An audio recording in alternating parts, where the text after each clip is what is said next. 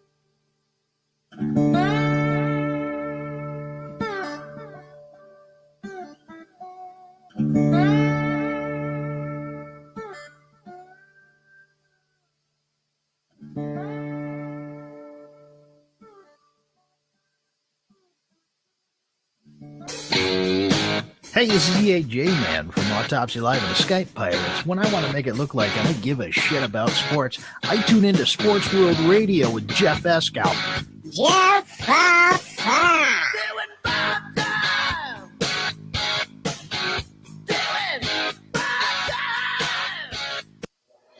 Looking for the inside track on everything sports? You've come to the right place. Welcome to Sports World Radio, the fastest 2 hours of sports talk on the internet with your hosts, Jeff Escow and Elliot Big E Lomba.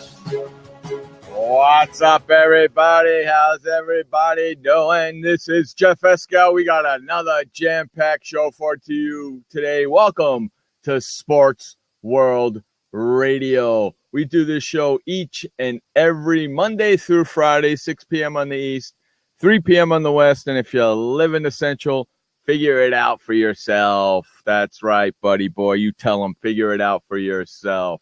We're going to have a lot of fun today. Like I said, another jam-packed show. I want to get all the particulars out of the way, and then we'll get on with the show. You can follow us or like us on Facebook at facebook.com/SportsWorldRadio, facebook.com/SportsWorldRadio. That's the one right there. That's it right there. Then also follow us or like us on Twitter or however the hell it goes nowadays with these social medias.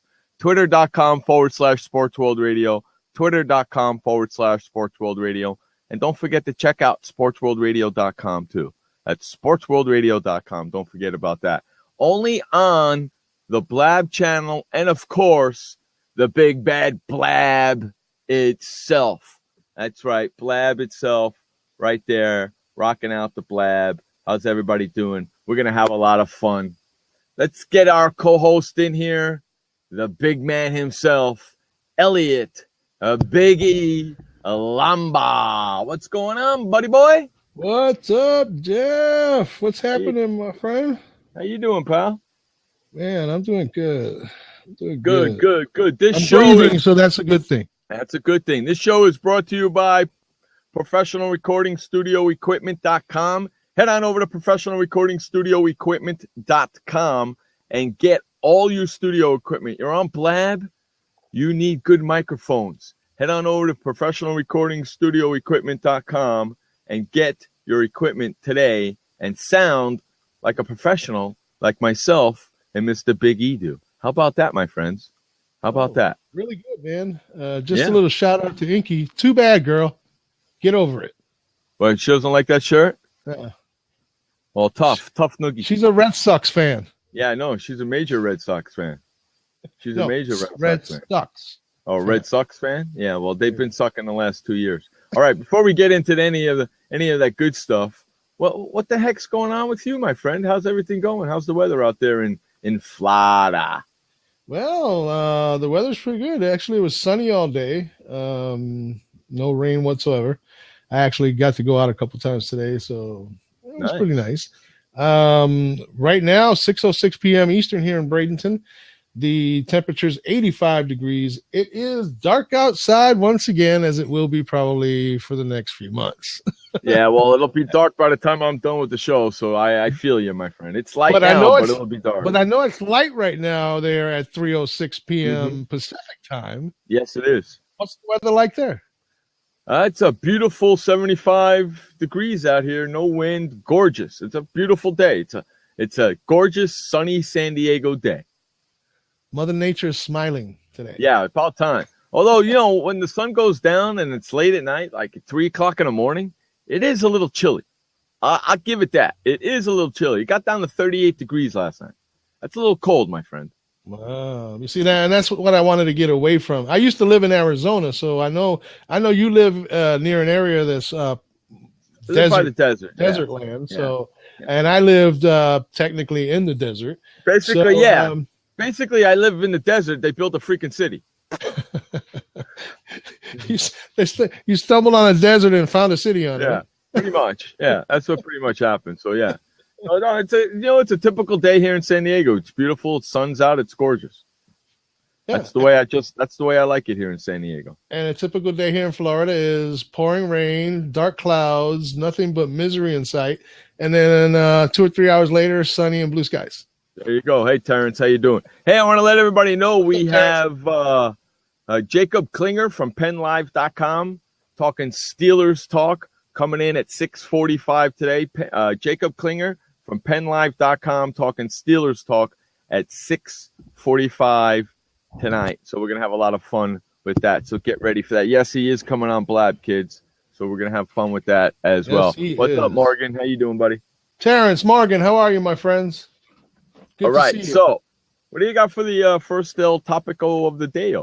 Well, you know what? We got a lot of football news to go through, and we're also going to cover some NBA with Morgan today, later on in the show, and, the recaps of NHL and so on and so forth.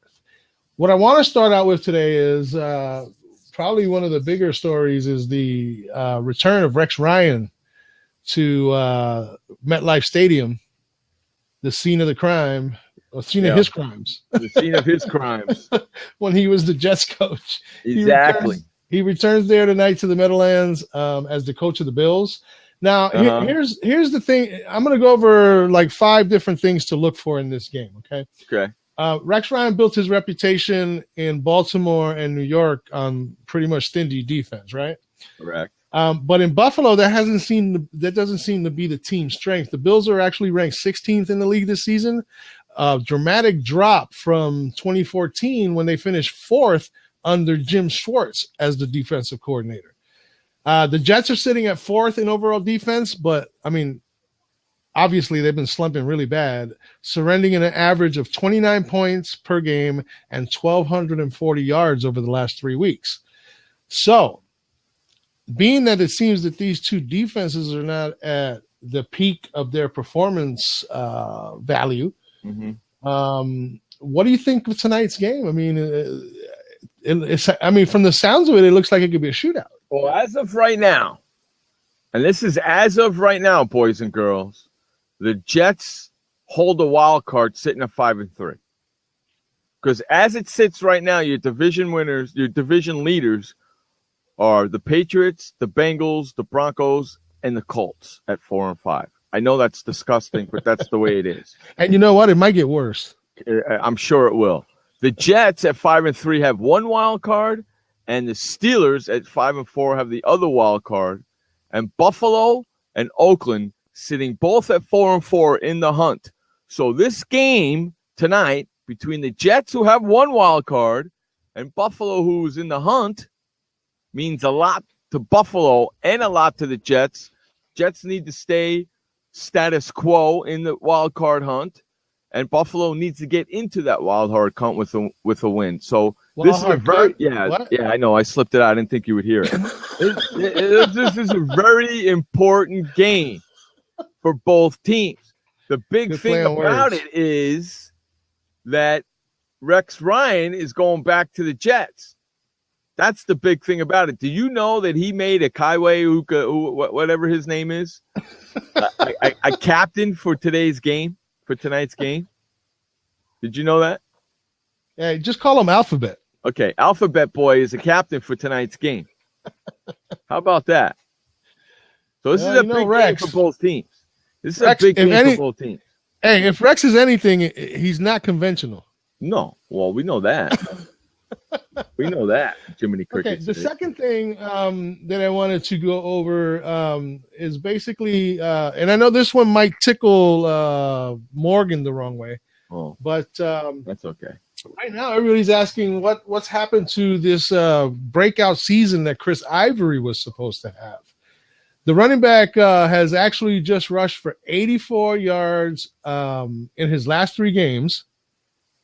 Okay, and is coming off a historically poor performance against the Jaguars where he rushed 23 times for 26 yards.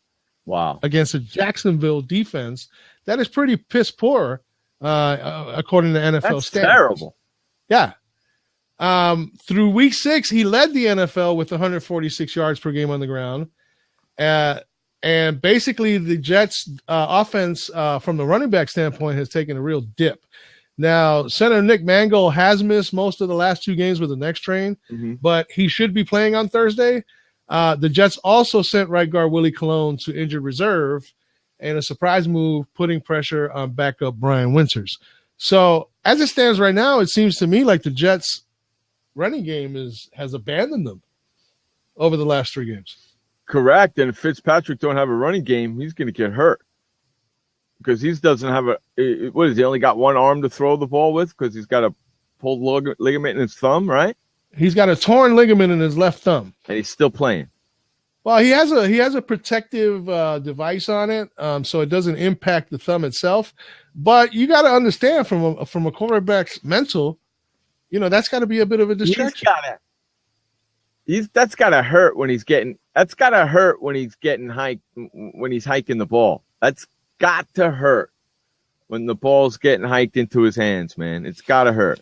Well, the thing is, from what I understand, the device is such where there's stuff, padding and stuff in that absorbs the shock. Still, man, come on. I mean, I know he's got to feel at least a tingle. You know what I mean? It's got to. At least a tinge of pain. Yes.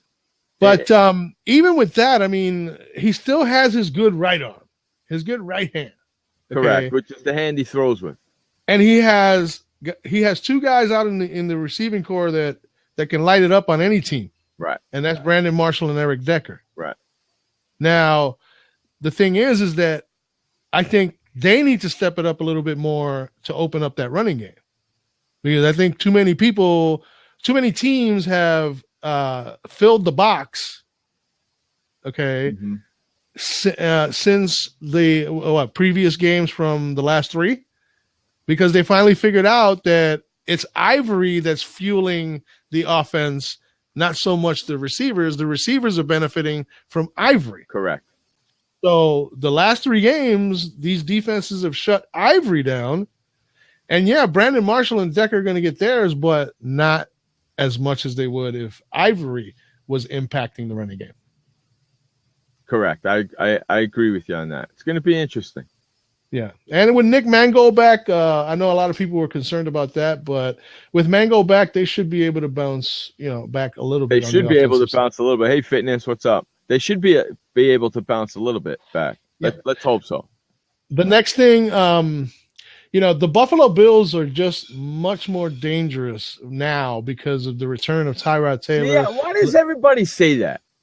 LaShawn McCoy and Sammy Watkins when they're all on the field together. Yeah, okay. But why does everybody always say because Tyrod Taylor's back yet? He's back. No, it's a combination of Taylor, McCoy, and Watkins. What's going? You put those three on the field together, and you got a pretty solid. See, I'm not sold. I'm not sold on Tyrod Taylor at all.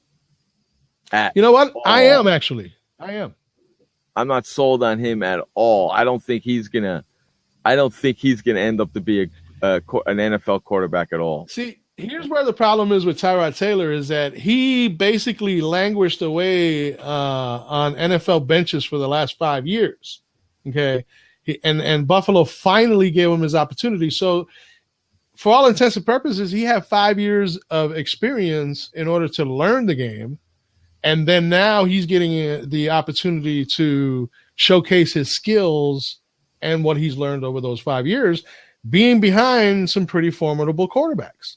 So I think they're and it actually showed this week. If that's Tyrod the case, Taylor returned, offense woke up once again. If that's the case, then he should be the next Aaron Rodgers.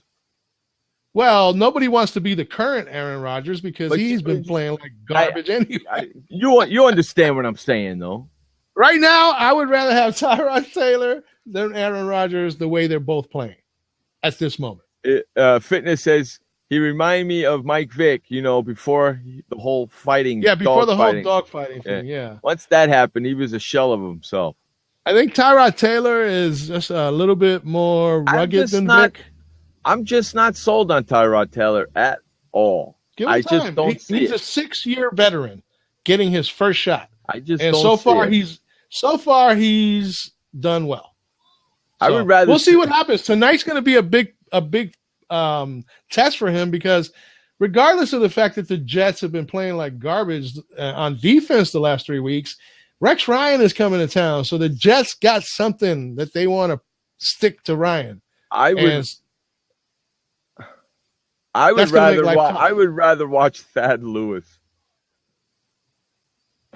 No, I don't think so. I think you lost your mind. I think you done had a mental hiccup on that one. I knew that'd get a chuckle out of you. I knew that'd get a chuckle out of you for sure. Buffalo has actually. I would rather watch Blake Bortles play than watch Tyrod Taylor. Actually, I'd watch them both play. They're pretty exciting, especially from a fantasy standpoint. Which, by the way, on Tuesday, Go ahead. we will be having. Yes. Well, we have Derek Laughlin, senior NFL writer of Fantasy Football Maniacs. Bring it. Yeah, there you go. He'll be with us on Tuesday, 6:45. Coming up I'm at 6:40. totally stoked. Yeah, coming up at 6:45 today, we have Jacob Klinger from PennLive.com talking Steelers football. And I had a friend of mine send me 4 Steeler questions. So we got questions. So get all your Steeler fans. Get all your questions together. Get all your Steeler friends over here and get their questions ready because we're going to have Jacob Klinger from PennLive.com at 6:45 talking Steelers football. Okay. And just to cap off that, the combination of Taylor, McCoy, and Watkins, this season, that combination, when they're on the field, the team averages 33.1 points per game. Unfortunately for Ryan, they haven't all been healthy at the same time, so he's only seen that combination on the field 4 times this season. But they do put up points. They're going up against a defense that's usually always pretty tough. They've been in a slump, I know, but they can break out of that at any time. Okay, the best matchup of the night tonight to watch for is Darrelle Revis and Sammy Watkins.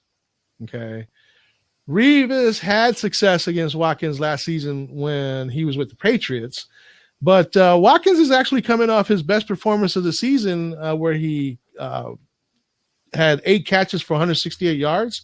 He had a touchdown. Revis Island remains an unfriendly place, obviously. Revis Island ain't what Revis Island used to be, first of all. No, it's more like Revis Half Island. Revis bump in the water. Revis Half Island. Hey, Morgan, really quick before I forget, Morgan, you're going to love this. Next Thursday, 6:45, Atlanta Falcons talk, my brother. I'm not even going to tell you. Whoa, Atlanta Falcons. I'm not even telling you the guy's name. I want it to be a surprise, but I got an Atlanta Falcons writer for you. He's coming in next Thursday, 6:45. Ding. Beautiful. There you go, I know buddy. he's gonna have all kinds of questions. Razor Kim, huh? Yeah, well, so how that worked. Boom, there you go, Morgan. It's okay. Okay. That's okay. So, you can do that, again, Revis Island has been a bit under siege recently from young bucks like Amari Cooper and Allen Robinson of the Jaguars.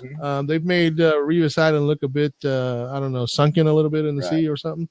And Watkins does count as a young buck at this point in time. So after coming off that performance on Sunday, watch for Watkins to try to prove something.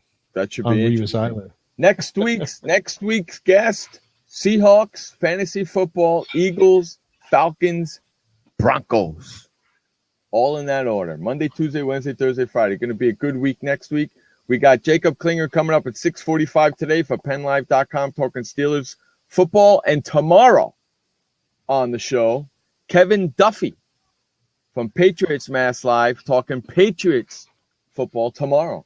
So we got a lot of things going on here on Sports World Radio. Better get all your friends on over and get ready for Steelers talk today.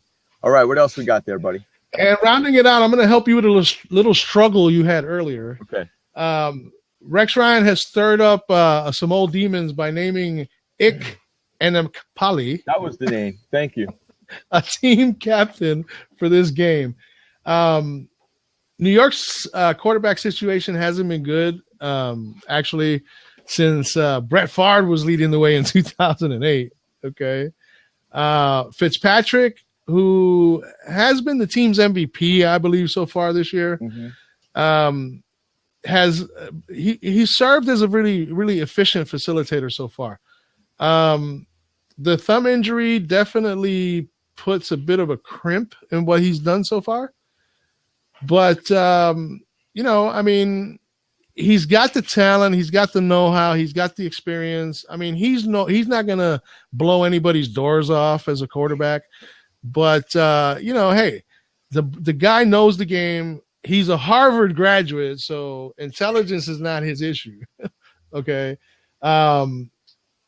He knows how to play the game. He's very cerebral, and he can come up at any time and put up an elite quarterback game, he does that from time to time. So anything can happen. Again, emotions are going to be really high tonight on that field. Okay. And mostly from the Jet side and from the crowd just letting Ryan have it. Or who knows? They might cheer him. Nobody knows yet. We'll find that out when the game starts. I don't think they're going to cheer him. I wouldn't You don't think so? they would cheer him. I think they would boo him. You know, I don't think it's probably going to be louder than what DeAndre got last night. You know? Probably really because you can fit more people in a football stadium than you can in an arena. So it's probably going to be a hell of a lot louder. Hey, do you want to see a flaw in the worldwide leaders' analytics? You know who the worldwide leader is, right? I just don't want to watch that game because of the goddamn uniforms they're going to be wearing. That's going to be disgusting. Do know who the worldwide leader in sports is, right? Or such is the claim. Such is the claim, yeah, supposedly. Right? Yeah, what are they saying now? What do those stupid asses say now? They have their analytical systems that they use. Yeah, okay, whatever. Okay? And you know that QBR is one of those systems, right? Correct. Do you know that their QBR has Ryan Fitzpatrick's QBR at a 76.7? Better than freaking Tom Brady's. Which is good for third in the NFL and ahead of some guys named Aaron Rodgers and Tom Brady. How about that? How about that, boys and girls? How about those apples? You like those apples? Those are some tasty apples, aren't they? I heard that. And I was like, you gotta be kidding me. What? Ryan Fitzpatrick is better than Brady and Rodgers. Yeah. How about that? Is that sickening or what? That just goes to show you, man, that ESPN's analytics might be a little off. Might be. They had Golick stuffing 36 donuts down his face this morning. Oh, that's right. Today was National Donut Day, right? No, he had a bet with Stu Gotts. Oh, he lost to Stu Gotts? No, Stu Gotts lost the bet. Stu Gotts is shaving his head. How beautiful is that? Stu Gotts has got to shave his head and his chest. How beautiful is that? That is awesome. Stu Gotts bet freaking Golick that Golick couldn't eat 36 mini donuts in an hour. Okay? Golick ate him in 10 minutes. Dude, Golick can eat just about anything in an hour. The 36 little mini donuts. He had a bet with Stu Gotts. Stu Gotts didn't think he could do it in an hour. He did it in 10 minutes and 48 seconds. Ate 36 mini donuts. Stu Gotts has got to shave his head bald, and he's got to do his chest. He's getting his chest waxed. I hope they do video of that, because I'm going to do the play-by-play in Stu Gotts' voice. Okay? That's freaking crazy. Do I have to be there for that? No, hey, that's freaking crazy, isn't it? Hey, Jacob Klinger's in the house early. Hey, I was asking a serious question. Do I have to sit through that? Why?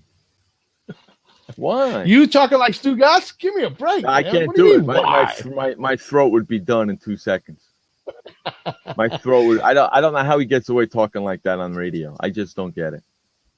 Next story up, Jeff. Yeah. This guy is actually now on my list of candidates for SWR Hump for the week and Rap Bastard of the Week. Uh-oh. LaMarcus Joyner has been fined $23,000, and you, as usual, you're going to love the final tally or the final amount. $23,152. How much cents? No cents. No cents. Which is something that they have plenty of. Okay.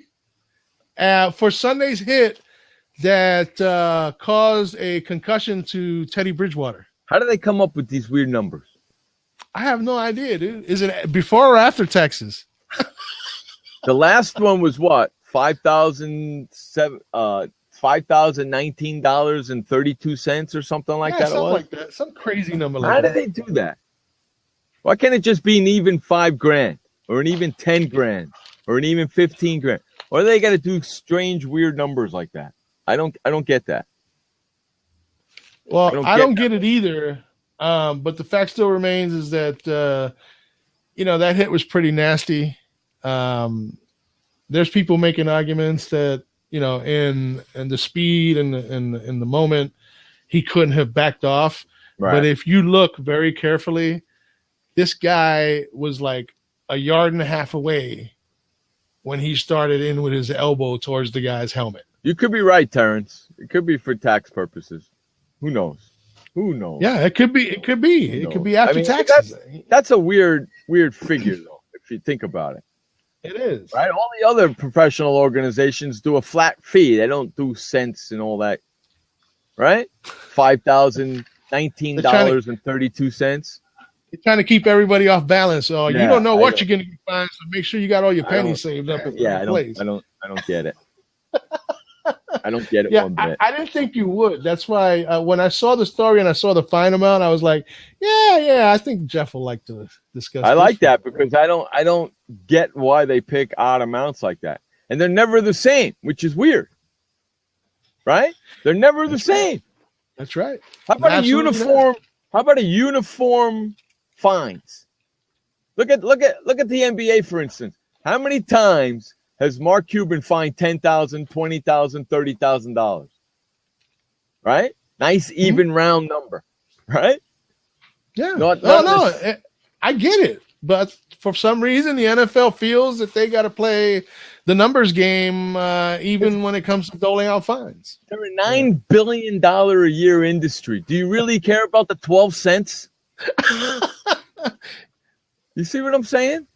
Hey, the 12 cents is what it is. The 12 cents is going to kill them? Come on. That's the mentality that gets them to the places they are today, is that every cent counts. Come on, man. Really? The 12 cents is important, Morgan? Okay. You can't even buy a couple. You can't even park in a parking spot for 12 cents anymore. Okay? You can't buy a stick of gum for 12 cents anymore. No, not even. You need at least 15 cents for that. That could be part of someone's salary to 12. True. That would give them an extra 96 cents a day on their check. Yes, it can be, but come on. $5,019.32 for one guy and $7,022.98 for another. Come on, that makes no sense.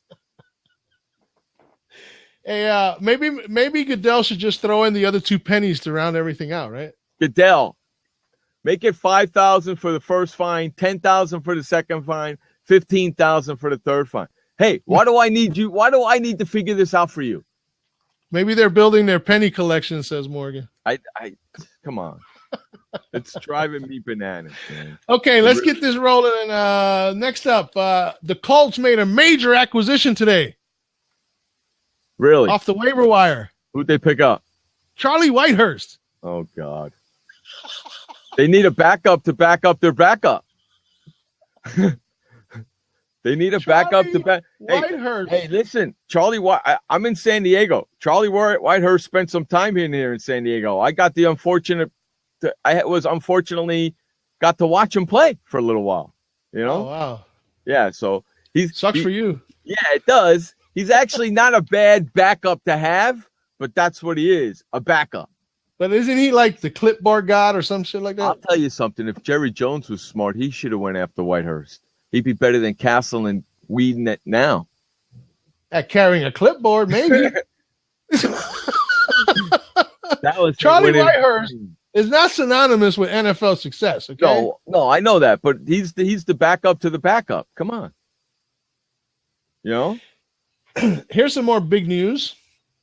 That's funny. Charlie Whitehurst. Ben Roethlisberger, who sustained a foot injury in Sunday's win over the Raiders, has shed his walking boot and was in practice Thursday and says he is looking forward to playing Sunday. I'm sure he is. And you want to know something?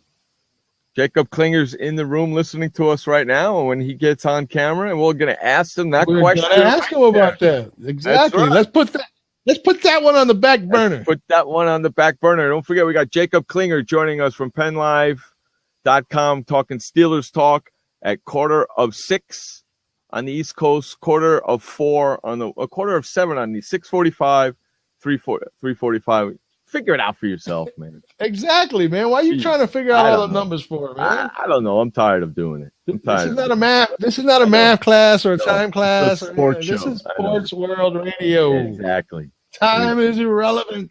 That's right. Except till we get to the end of the show.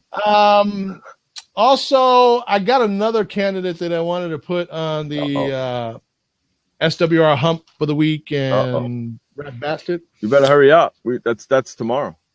That's Friday. Yeah, I know. And basically, it goes out to Eddie Lacy. Okay.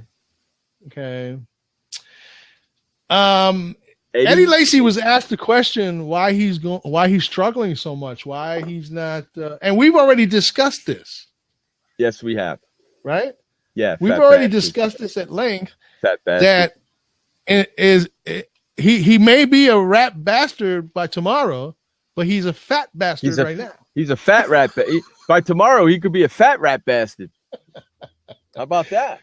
And what makes me want to put him on that list is that they asked him what seems to be the problem, and he says, I honestly don't know what it is. Really? He doesn't know why he is having such difficulty busting through the line, making moves to the outside like he used to be able to do. Because he's fat. He's gained some. Exactly. Okay. I'm sorry. He's gained some weight. He's added a couple of extra pounds. Exactly. That he shouldn't be in having. an attempt to be politically correct. Correct. Okay. Right. I don't want to get in trouble. With anybody, because you know what? I'm not exactly Slim Jim over here either. Because I can get in trouble all by myself. I didn't need help from anybody else. So to be politically correct, he's put on some extra couple of pounds. And look at his numbers. Lacy is averaging 3.7 yards per carry on 83 attempts for just 308 yards. That's terrible. In his last 4 games, he's combined for 78 yards rushing and hasn't earned more than 38 ground yards while tallying more than 2.1 yards per rush only once. No wonder why he's not the number 1 running back no more in Green Bay. Nope, that job now belongs to Mr. James Starks. You know something really quick? Speaking of Green Bay, they're playing the Lions this week, right? Well, yeah, that ought to cure their ailments. They're playing the Lions this week, right? Do you know the Lions have lost 24 straight games at Lambeau Field? 20? The Detroit Lions. Oh, yeah. I 24 straight games at Lambeau Field. Is that crazy? That's insane, dude. 24, and they play them every year. They count that as a win every single season, right? Yeah, they play them every year at Lambeau Field. So for the last 24 years, they haven't beat them in Lambeau Field. How about that? The Detroit Lions have not beat the Green Bay Packers in the last 24 straight games, and that includes playoffs. How about that? That's crazy, man. And honestly, do you think that's going to change this Sunday? No, not at all. No. The streak will continue. No. And we'll make our picks Saturday night, 9 o'clock on the East, 6 o'clock on the West on our NFL Real Talk show. Right here on Sports World Radio. That's right. What do you got for me next, buddy, before we run to an update? Give me just a second. I am reviewing some information. Something's coming across the... Yeah, I'm waiting. And... Ticker? It's something's always coming across. They threw us a college football story on NFL. College football story. Hey, if I wanted to watch college football, I'd go take a nap. Or if you wanted to take a nap, you'd go watch college football. Go watch college football. Yeah, that too. Yeah, college. That too. If I want to go take a nap, I'll put on college football or soccer or even golf. I'll be out like a light. Tonight, you and I will be picking the game. Right. Thursday night game, correct. I'm calling this game red light. You know what? That's exactly what I was going to go into next. Your dissatisfaction, actually, probably most of the world's dissatisfaction with the uniforms that both teams will be donning on the field tonight. Let's just put it this way. As he said, it's a traffic light situation. The Jets will be dressed in nothing but solid green, and the Bills will be dressed in solid red. My opinion is that they should at least give the referees yellow hats to complete the stoplight. Put them in yellow. No, what they should do is have yellow stripes on their yellow shirts with yellow hats on. Yeah, make them look like so we can have a freaking stoplight there watching a game. Oh my! That's going to be really hard to watch. You know what? For the first time, I'm really happy I don't have the NFL Network in the studio. How about that? That's for the first time. I'm happy I don't have to watch that. I don't have to subject myself to watching that red light, green light crap because that's going to be nasty. There's no way. They should put it in black and white so nobody has to watch that. And I don't know why are they doing well, that? It's first of all, it's Nike. Okay. And Nike lives on the edge as far as some of their designs are concerned. Because you saw the structure of the uniforms, how they changed when they went from Reebok to Nike. They're tighter, they're more fit, and they actually show more imperfections than they used to on guys who are not quite as physically, Yeah, I know. The big guys look even bigger in those shirts. Yeah, a little bigger and a little less, how should I say, attractive. Yeah. The big guys look really big in those shirts, man. I think maybe you should open up those big guy shirts a little bit. You know what I'm saying? Hey, you ready for an update, my friend? You know what? Let's do it. Let's do an update, and after this update, we'll bring in we'll bring in Jacob Klinger talking Steelers talk after this update. This update is brought to you by the Flipper. Head on over to flipperflipper.com and get your Flipper today and never ever touch your toilet seat ever again. It's the Flipper, and it's at flipperflipper.com. Take it away, Elliot, with the first update. Hey, thank you very much, Jeff. Boys and girls, it's now 45 minutes past the 6 o'clock hour on this Thursday, November 12th, 2015. For Sports World Radio, I am the co-host, Elliot Biggie Lumba, bringing you the first SWR update of the day. In NFL news tonight at MetLife Stadium, the Buffalo Bills take on the New York Jets in an AFC East showdown. This will be the first meeting of the season between these two. Second game is scheduled for Week 17 in Buffalo and marks the return of Bills head coach Rex Ryan to New York, where he was the head coach of the Jets for the last 5 seasons. The game kicks off at around 8:25 p.m. exclusively on the NFL Network.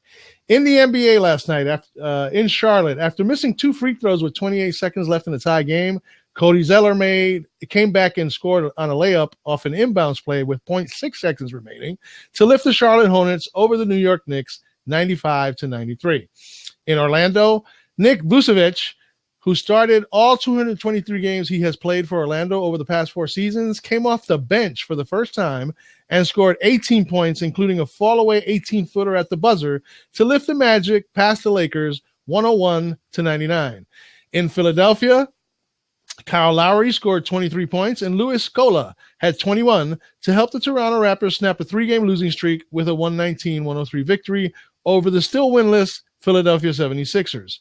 1 year after starting 0-17, the sorry Sixers have lost their first 8 games of this season. In Boston, Paul George scored 26 points and grabbed 10 rebounds to lead the Indiana Pacers to a 102-91 win over the Celtics. Over in Atlanta, showing off his improved shooting range and taking advantage of Anthony Davis's absence, Al Horford scored 26 points to lead the Hawks to a 106-98 victory over the injury-depleted New Orleans Pelicans last night. In Dallas, the Dallas Mavericks got a 118-108 victory thanks to season highs of 31 points for Dirk Nowitzki and 25 from Wesley Matthews. In Houston, Bojan Bogdanovic came off the bench to score a season-high 22 points with 9 rebounds and lead the Nets to a 106-98 victory over the Rockets. In Memphis, Stephon Curry scored 28 points and Andre Iguodala added 20 as the Warriors matched the 9-0 start of the 60-61 Warriors with a 184 victory over the Memphis Grizzlies. In Denver, Danilo Gallinari's last-ditch shot was nowhere near the basket until Kenneth Faried got his hands on it. Fareed rebounded Gallinari's errant shot in the lane for a putback with 5 seconds remaining to give the Denver Nuggets a 103-102 victory over the Milwaukee Bucks. In Sacramento, DeMarcus Cousins had 33 points and 9 rebounds. Rajon Rondo had a triple-double, and the Kings didn't resemble a team in turmoil and beating the Detroit Pistons 101-92.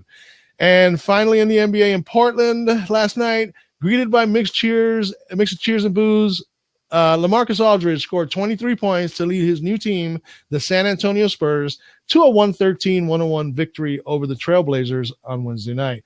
And in the NHL, 2 games last night. First in Pittsburgh, 2 backhand goals in the shootout gave the Pittsburgh Penguins a 4-3 comeback win against the Montreal Canadiens at Consol Energy Center on Wednesday night. David Perron sent a backhand over Montreal goalie Mike Condon, who participated in his first NHL shutout. Then Sidney Crosby followed with a backhand goal of his own. Marc-Andre Fleury successfully poke-checked Alex Galchenyuk, then stacked his pads to stop David Descharnais. In Anaheim, Teddy Purcell scored 116 in overtime to give the Edmonton Oilers a 4-3 win against the Anaheim Ducks at the Honda Center. The Oilers battled back 3 times to tie and force overtime. Anaheim 5-7-4 and Edmonton 6-10 combined to score 4 goals in the third period, with Ryan Nugent-Hopkins tying the game 3-3 at the 8:19 mark. This update was brought to you by the Flipper. Now, just imagine, folks, never having to touch your toilet seat with either hand ever again. Well, that's exactly what you'll have when you get your hands on the Flipper. For more information on this must-own sanitary device and to get one of your own, visit flipperflipper.com. Again, that's flipperflipper.com. Once again, I am your host or co-host, Elliot Biggie Lumba, on the show that delivers real sports talk for real sports fans. That is SportsWorldRadio.com. And that does it for me on the first update of the day. And up next, joining Jeff and I will be Jacob Klinger of PennLive.com, talking a little Steelers football today. Okay. Or now let's get it back over to you, Jeff, for more Sports World Radio. All right. Welcome back to Sports World Radio. Let's bring in Jacob Klinger joining us from PennLive.com, talking Steelers football. We're going to have some fun here. Very happy to have Jacob on. What's up, Jacob? How you doing, buddy? Can you hear us, pal? Jacob, can you hear us? Can you hear us? We can't hear us, buddy. Okay, we can't hear. Okay, we can't hear you. We can't hear you. Go up to your. You can't hear me? Can you hear me through here? Okay. Oh, he doesn't have it plugged in. He can't hear nothing. Okay. Hey, Furkan, can you give me some help here, buddy? Hold on 1 second. Hold on. Furkan, can you give me 1 second here? Furkan, can you give us some help? Quick Chrome, come back in. Oh, okay, cool, Furkan. You don't need to message anymore if you're driving, buddy. That's it. Do you see what he says there, Jacob?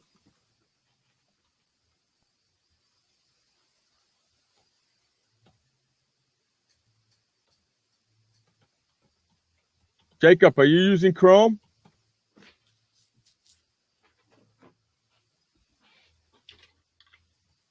See,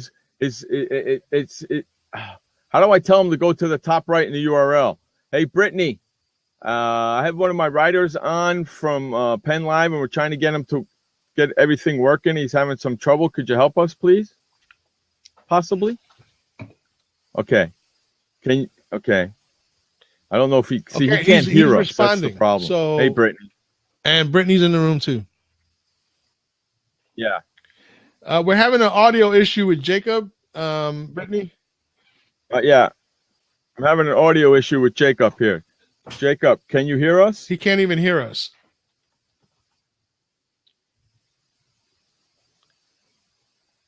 Okay. Are you here?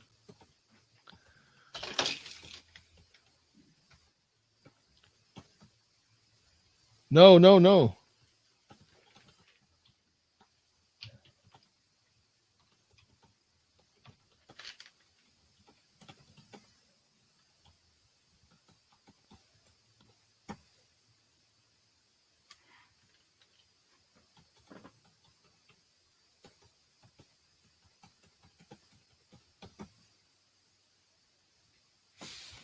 All right, folks, bear with us. We're having some technical difficulty on Jacob's end. Technical difficulties here.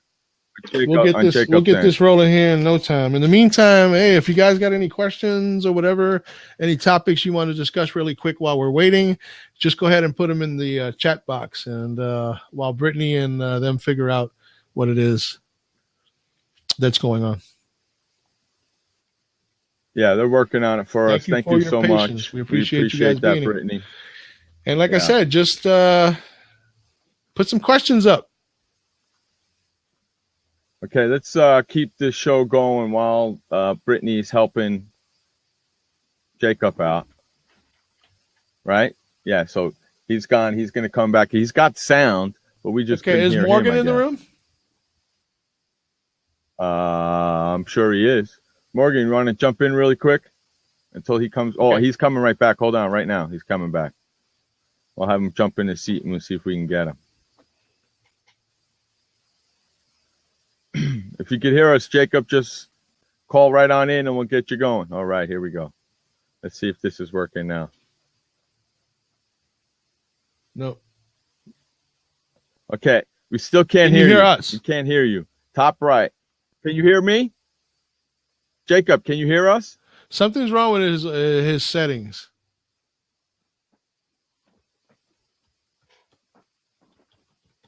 Yeah, it's his settings for sure.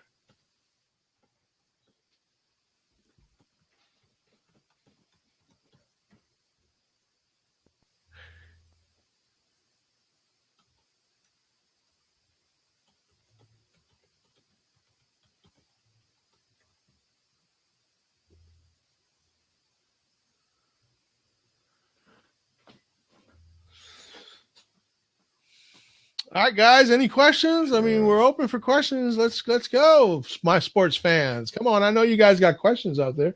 If not, hey, Morgan, jump in the room real quick. And we'll discuss a little NBA in the meantime if you want.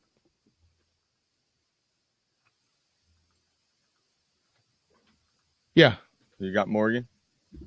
Okay, cool.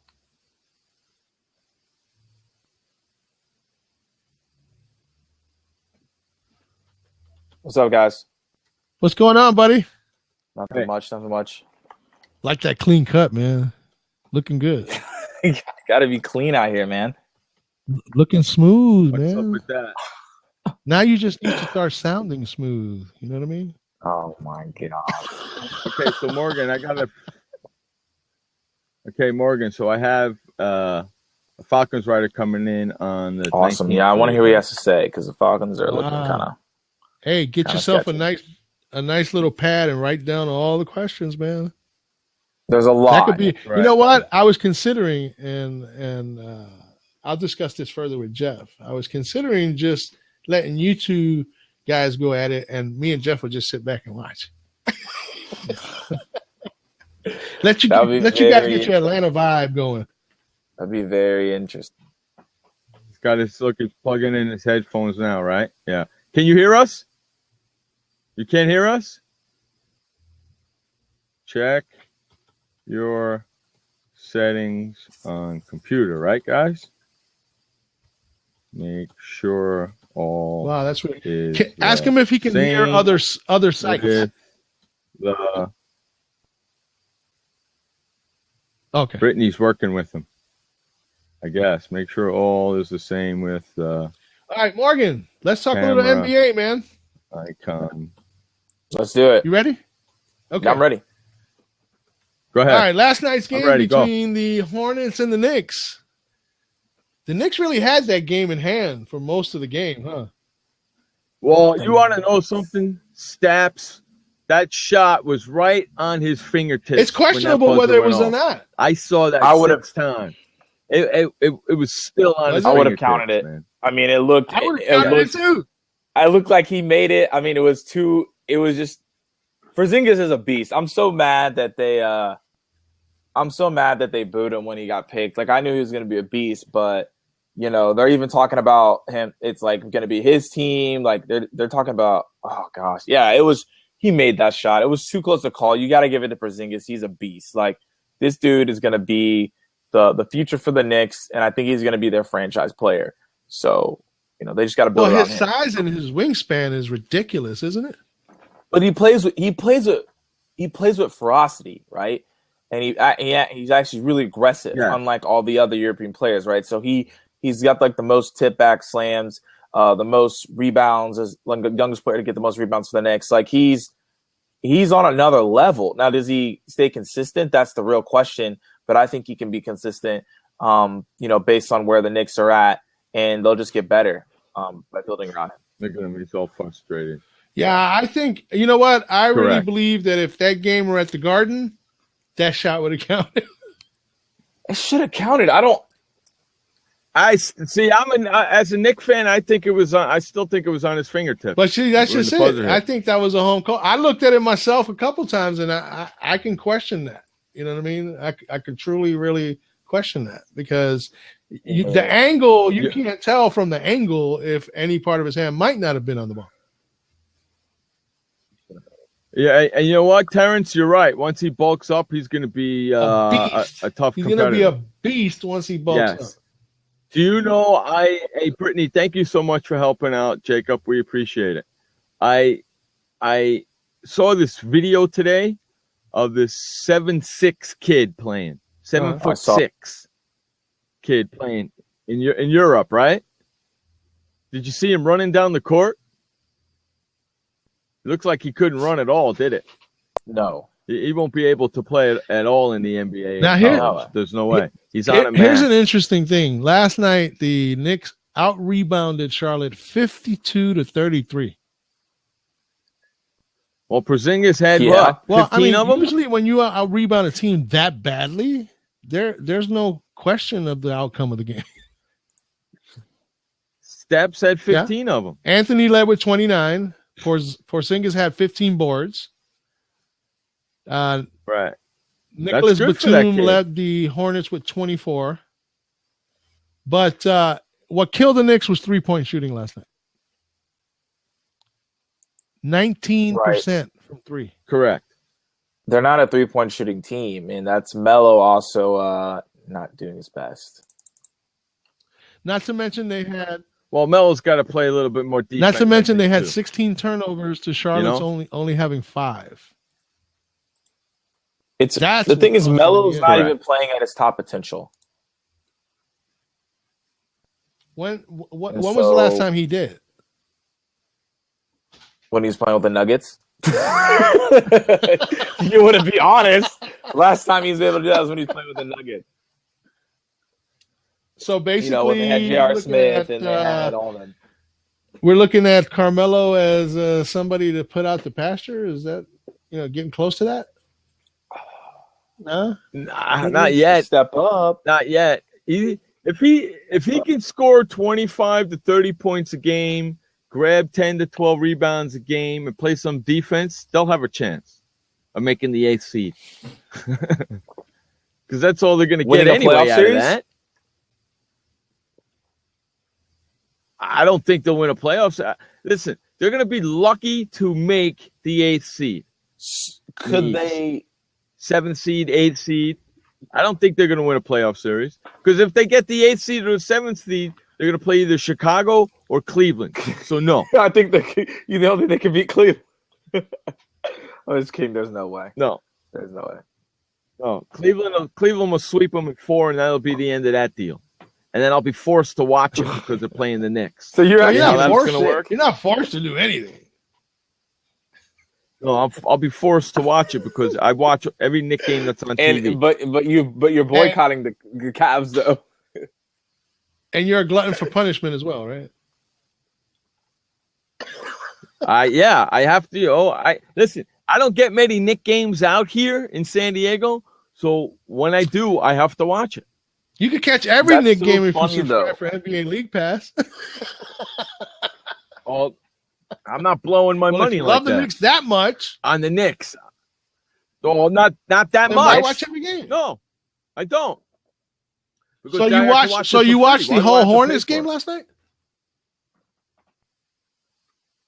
Did I watch the whole Hornets game last night? No, it wasn't on TV. Oh, that's right, because it's on League Pass. My bad. It was on League Pass and it was on MSG Network, which I don't have because I live in San Diego. DirecTV carries the MSG channel, right? Does it really? Yeah. Who gives a flying fig Newton? That's so funny. Listen, I get the games I watch, I'm okay with it. If I really wanted to watch a Knick game, I can watch it on my computer. All right, let's talk to Morgan now about something that he holds an interest in, the Orlando Magic.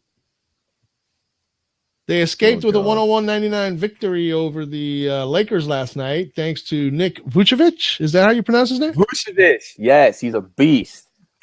Telling you. Yeah, you know, what I mentioned earlier, he started 223 games in his career in Orlando, and last night he didn't start. Uh-huh. But he came off the bench, and he was the determining factor. He scored 18 points, including that 18-footer at the buzzer. Yeah, because he's been hurt in Demombo. Wow. His name is Demomido. I don't even know how to say his name. Demunabo. Demunabo replaced Vucevic, and so Vucevic was coming up. That's the guy who replaced Vucevic when he was hurt. Demunabo. Oh, that's another alphabet guy. Okay, got it. Another alphabet guy, and so he replaced him. But Vucevic is basically Orlando's best player outside of Oladipo. But Oladipo just got hurt the other night, so we'll see how that goes. But the Orlando Magic have good talent. They're all pretty young, they're all pretty quick, but they're good. We'll make the playoffs this season. Hey, Orlando did out-rebound the Lakers last night, 54-43, and even more impressive on the offensive boards, 23-7. Wow. I mean, Brittany, they took. Go ahead. Hey, Brittany, thank you so much for working with Jacob. Yes, Brittany. If you could get him to come on, that would be great. Thank you so much for doing this. That would be awesome. And we'll just keep the show rolling, folks. That's right. With NBA action until we get the technical difficulties resolved. That's right. Let's go Magic. Let's go Magic. What the heck? You know he has to throw that in there. Come on now. Let's go Magic. Got to. Okay, last night in Philadelphia. Look what Michael says. My grandma could out-rebound the Lakers at this point in time. I mean, the question is, are the Lakers done? Are we just done with them this season? Like, do they have a chance? No, they're done. No. First of all, they're in the West. Okay? Yeah, they're done. If they were in the East, they might have a chance, but no, they're in the West. So they're done. They might have a chance at the 9th or 10th seed in the East, but in the West, it looks like bottom of the they might be able to sneak in the 8th seed as in the East, but not in the West. Yeah, and I mean sneaking because that would be correct. No, I don't think they're going to. There's too many other better teams in the West than the Lakers. Does Kobe leave the Lakers to join like the Clippers or something to get a championship? No. Okay. No. I don't think so. He's going to retire, and that's going to be that. Here's the question. What team would want him under his current skill set? There's a lot of teams that would want him. He's not playing. He's not Kobe anymore. He's not Kobe anymore. And to inject him into any relevant team at this point could be a detriment to that team. Could be. You don't want to mess up that chemistry by throwing somebody in there who's trying to recover. They're trying to recover. You don't. Let's see if it's working for him. Jacob, can you hear us? Can you hear us? No. Wow. Obviously not. No, that's wow. I've never actually seen this before where somebody can't. I've never seen this before. And we had Brittany in here helping him. Yeah, well, she's still helping him, so let's all keep our fingers crossed that Jacob Klinger can join us. I don't see her in the room no more. Oh, she's not in the room? No. Maybe she's offline with him. I don't know. Well, let's hope so. Let's hope. Okay, so yeah, I mean, putting Brian on a team right now that has chemistry and championship aspirations would not be, maybe a fringe team, but not any of the contenders. They don't need him. No. I think he'd be more of a problem than anything else. But anyway, the next game was pretty much a laugher. The Philadelphia 76ers are just pathetic. Okay. There's no two ways about that, right, Morgan? Can you agree with that? Correct. I agree with it. I mean, the only shining light that they have is Okafor. Well, they're young. That's another shining light that they have. They need to bring some veteran presence in there, though. I mean, they have Norland's Noel, they have Okafor, and then they have T.J. McCollum, and then I don't know who else is on the team. Like you're right, they need a veteran.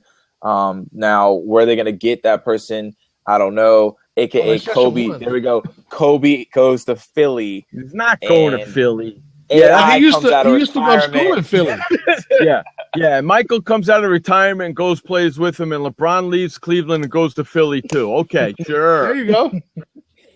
Philly would be instant contenders at that point. Kevin Durant, Allen Iverson, and Kobe go to the 76ers. Even with some old asses, they'd probably still put up a little fight. Not gonna happen. I love it. He's gonna stay right. He's just gonna retire. That's gonna be the end of it. And he's gonna stay at home and shoot baskets in his gym. And Brett says, and Shaq becomes relevant. Yeah, exactly. Yeah, I mean, it's not going to happen. There's no way. The 76ers are in rebuilding mode for the next 3 to 4 years. Going to shoot baskets at his house, and that's going to be that. That's what Kobe's, Michael makes a great point. Going to be doing next year. Michael makes a great point about Kobe. He's a pure franchise player, and it wouldn't help teams that are trying to hear us to now? establish. Come on in. Let's see if this is working. He said we're good, so let's see. I don't know. We're going to find out right now. Hi, y'all. Yeah! Hey, Jacob, you're the man, dude. Thank you, Brittany. Yeah, thank you, Brittany. And thank you, Jacob, for your diligence on wanting to get on the show again. You know what I did? Why? It wasn't turning off the Chrome and turning it back on again. It was turning off the computer and turning it back on again. Oh, reboot, right? I have to do that from time to time. You know what happens is that any other program that you have open that engages the mic could basically take over, and a reboot is the only thing that you can do. Right. I didn't know that I was engaging the mic elsewhere, but maybe I was talking to Word. Who knows? Yeah. Well, thank you so much for working out the technical difficulties, man. We appreciate it. Absolutely. All right, guys. I'm gonna hop out. All right. Thanks, Morgan. All right, we'll bring you back after the segment. All right, so I'm going to do this properly. Joining us now, Jacob Klinger from PennLive.com talking Pittsburgh Steelers football. Hey. Pittsburgh Steelers football. Thank you so much, Jacob, for spending some time here at Sports World Radio. And Jacob, next time he makes a mistake like that, just call him a hump. I'm probably not going to do that. I don't mind, but there are certain rumors that we get pretty PO'd about confusing Pittsburgh and Philadelphia. I bet. So how's it going out there? How's the weather out there in Pittsburgh? I don't feel weather, man. I spent the past 15-some years in central New York. I give up. Do you? Yeah. I mean, not really life. I just mean in terms of assessing weather. I just don't. Now, speaking of weather, what's the temperature like for Pittsburgh fans out there as far as the football team goes? Right. They're a pretty ungrateful bunch, if we're being honest. I guess that's what happens when you win like 20 Super Bowls or whatever. But no, I was just checking the actual weather. But it's 5-4. They're basically bound to chasing the wild card, and that's it. I mean, as far as I'm concerned, they've lost the division, and that'll become a mathematic reality within a month, I think. Yeah. For me, they lost it when they lost to the Bengals here at home. So, it's. I think it's just a season of frustration for. You don't get this out of the locker room, but just you have to understand that this is a team that's supposed to have one of the best offenses in all of football, and gosh, they've gotten maybe 20 minutes together as a full unit, and that's not even counting Marquise Pouncey being out for what looks like a year. So. We still don't really know what this team is, and we're going into week 10. And as a reporter, that's awesome. As a fan, that's really annoying. But I'm not. Right. Hey, Jacob, I have a couple of my Pittsburgh fans sent me some questions for you, and one of them happens to be, why doesn't Todd Haley ever throw any slants or screens? Throw a lot of slants. Throw a lot of screens. That's what I thought too. And this is coming from a big-time Pittsburgh fan. I thought I was watching the game a couple of weeks ago, and they were throwing them like they were going out of style. And he's asking that. I couldn't believe it. Wait, okay. Remember the play where Antonio Brown effectively won them the game? Mm-hmm. Yeah. That was a slant. Against the Raiders, yeah. That was a slant. Exactly. I don't know. I mean, if anything, Todd Haley, not so much now, but in his early years, was criticized for doing too much of that dink and dunk stuff, and that's his MO. How's the relationship between Todd Haley and Ben Roethlisberger been? It's fine now. I understand it was a thing a few years ago. I wasn't here. Right. I can see how that would happen because I know Ben was pretty close to Bruce Arians and remains so. But someone was telling me they talk like every day before a game, which sounds incredibly paternal, but okay. Yeah, I mean, I can see where there might have been tension there, but it's all fine and well now. I mean, Roethlisberger has aided Haley in actually constructing the offense in the playbook to the point where, you know, he's able to coach on the sidelines when he's out. And yeah, I don't sense any problems there, at least not professionally. Oh, okay. Jacob, I was reading where a couple times where Ben Roethlisberger fully intends to want to play this Sunday. How feasible is that, and what's his status at the moment? He said this the week before the Chiefs game too, and it was pretty much the same song and dance. It was like limited for part of the week, ran scout team reps, was questionable on Friday. I think officially he was like limited on the Friday before the game, which is usually the tell-all, but he really wasn't doing that much. I don't think he's going to play.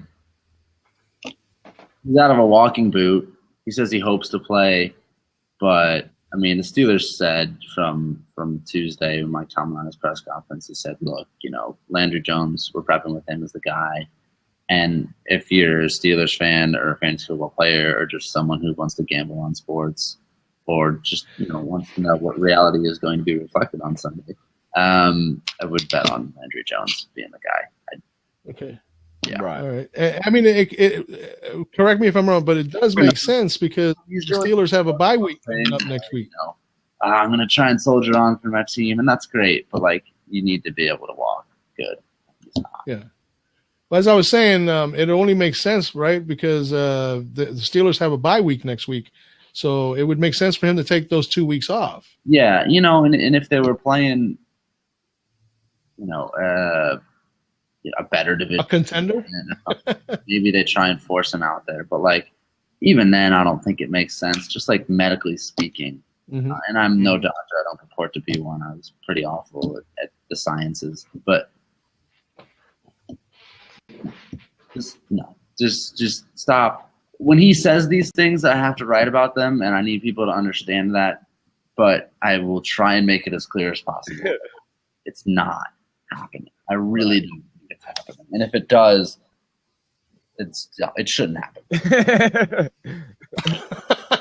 So what do you see? Because they got Cleveland this week, right? What do you see going on? What do you see going on with that? It's not good. So, yeah, I mean, D'Angelo Williams could be. I think one of my commenters on our website said this today. D'Angelo Williams could be in for a career day. Now he is recovering from some inflammation in the middle of his foot. Himself, D'Angelo Williams, but that Browns run defense is so bad. Right. And, I mean, even beyond D'Angelo Williams, Jordan Todman, who got cut by the Panthers this preseason, is you know, nothing earth shattering. He's a solid, you know, NFL running back. Roethlisberger, Landry, even if Ryan Shazier's out, which it looks like he might be at least the first 2 days of practice this week, it really shouldn't matter. I hesitate to be dismissive of any NFL team to that extent, but again, even if it's Josh McCown or Johnny Manziel, I really think the Steelers should be able to handle them. Who are they prepping for? Do you know? McCown. They're prepping for McCown. And he said, you know, there are differences, and the Manziel will scramble a little bit more, and that's why he frees up Travis Benjamin. Travis Benjamin, sorry. But, you know, it's also not as good of a quarterback, so that presents some options. The game is in Heinz Field. Yeah, that helps a lot. The Browns are pretty bad at Heinz Field. I can actually pull up the exact numbers for you if you want, but it's been pretty awful in that respect for the Browns at Heinz Field since you know, Bush administration. Quick question, Jacob. How does Landry Jones get? Because I noticed in his 2 appearances, he didn't quite get Antonio Brown as involved as Ben does. No, and the fact is nobody gets Antonio Brown as involved as Ben does. The bigger, better fact for the Steelers and their fans is that Landry Jones did a much better job than Michael Vick did. You have to understand, Roethlisberger and Brown basically built this offense together and had it built around them together. So, when Ben Roethlisberger does this or scratches something or, like it alters Brown's route, or sometimes they don't even have to signal. They just know. They see, man covered. Right. Both things in their head. You got to remember, Antonio Brown was a quarterback in high school. Right. So, every once in a while. So, those sorts of just like unspoken connections you don't get even in the NFL in places. Gosh, maybe you had it when Peyton Manning was running the Colts for a little bit, but the connection between Roethlisberger and Brown, I hesitate to use this word, but truly is special. Landry Jones, unlike Michael Vick, at least knows the entire offense. So, Jones is able to make checks into certain plays against certain coverages. You saw it against the Cardinals. He threw that back shoulder pass to Antonio Brown against Patrick Robinson. Is that right? Anyway, it was a hell of a throw, and he didn't have to check into it if didn't feel his best about it. I think Landry Jones is going to be fine. He's limited. He'll do some good stuff, but he's a solid NFL backup at this point in his career. I've seen enough in his 3 games to feel comfortable saying that. And it's interesting. The biggest part of this for him, I think, maybe mental, because when he's coming off the bench and he's just diving into a game, he's been great. He came back and helped them win the game against the Cardinals. A couple of touchdowns to Martavis Bryant. He held serve and drove them down the field. They could have waited for overtime, but they said, no, we can actually go and do this, and they did. Not that Landry Jones made anything, incredible happen, but he did the common sense move of getting Antonio Brown the ball in the open field. So it'll be interesting to see how much no huddle and other things they let him run. But I think physically, mentally, he's perfectly capable, and the Browns are suitably bad. So. But the Browns, now, if I'm correct, Joe Hayden is out this week. Is that right for Cleveland? It's looking like that. He is concussed. Concussion. I think I've got the injury report on my phone here. Yeah, I think he's on concussion protocol. Yeah, so that's pretty helpful. And I think I read somewhere the Browns are going to try and play the Steelers in man coverage. Lots of luck. Man coverage? Yeah, lots of luck. Who they gonna put on Antonio Brown? That's what the Raiders tried to do last week, and he broke the game. I wrote that somewhere. He broke the game. 283 some yards. That's ridiculous. That's not college numbers. Right. Jacob, man. who knows? They'd be stupid to play man. Stupid to play man. Especially the way their defense is anyway, because their defense stinks. Yeah, the secondary might be one of the better parts of their defense, but that's saying something. Yes, but with their run defense so bad, are the Steelers going to play more double tight end sets, you think, and mix in some more play action? It's interesting. The number 2 tight end, Matt Spaeth, is typically a blocking guy. He was out last week, and he is looking to be out again this week. He's not looking. Mike Tomlin's ruled him out with a knee injury. And they've got this guy, Jesse James, 5th-round draft pick out of Penn State. His biggest asset is he's huge. He's like 6'7" or something like that. And he actually caught a touchdown pass in his debut. So one of the knocks on him, and he's admitted to it, is that he's not great at run blocking. But I think they'll trot him out there anyway. And they have this guy, Will Johnson, who's struggling through a back injury right now, who can play fullback and tight end. And they mostly play him as a tight end. So I think if the Steelers feel they can bully the Browns in 2 tight end, they'll do it. They probably feel they can push them around in 1 tight end and working a guy out of the backfield. Last week they worked Roosevelt Nixon a lot as a fullback, and that eased the burden on D'Angelo Williams, who at 32 years of age had 27 carries last week. Incredible. Wow. Workhorse numbers. Huh? Yeah. Workhorse numbers. Yards, and he was catching passes. So that's not what to you seems to be the because I followed D'Angelo. I'm a fantasy player, so D'Angelo Williams over the years has been very disappointing from a fantasy standpoint. Sure. Yeah, playing in Carolina. Right. What all of a sudden the resurgence that he's shown, not just from fantasy but from a game standpoint, has he shown? How has that come about playing for the Steelers? On one hand, it's very simple. He's just getting the ball more. I mean, he very rarely, even in his prime, was getting the ball 20 times a game with the Panthers. Even at his absolute. Because of Jonathan Stewart. Right.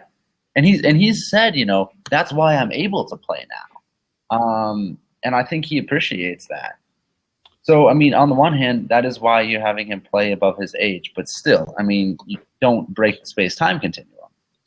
So did Carolina miss the boat by not getting rid of Stewart? I wouldn't go that far. I think Stewart maybe they found to be more suitable to their system. I at least see their rationale. How well it worked out, I don't know. But D'Angelo Williams has come in, and even before the injury, he was a good, counterpoint to Le'Veon Bell. He certainly carried the load the first 2 weeks. I think he was leading the league, at least the AFC, in rushing yards, before Bell's suspension was over. So, well, I firmly believe if it wasn't Bell that was returning, D'Angelo Williams might have kept that job.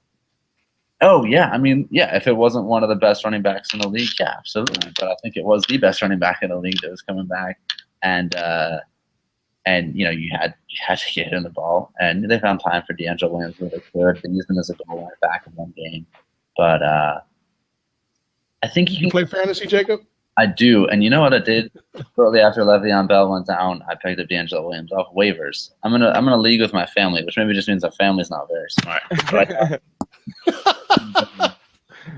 Boy, I was happy I did because he had something like 30 points last week.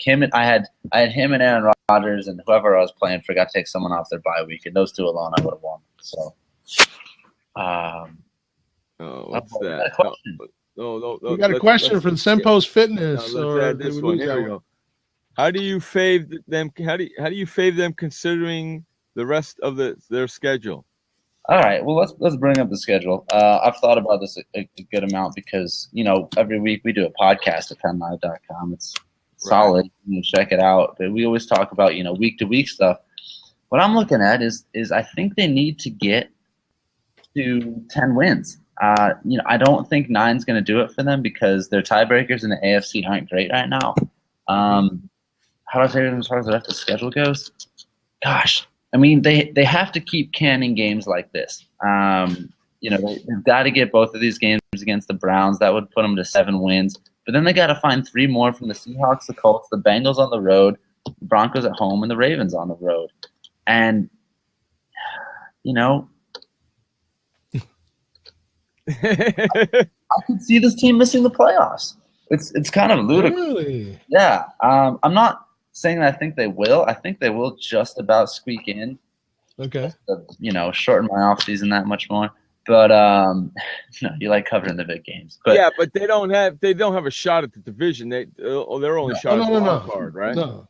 The thing is, if you go, let me pull up the AFC playoff picture. I should have this stuff memorized by now, but about things.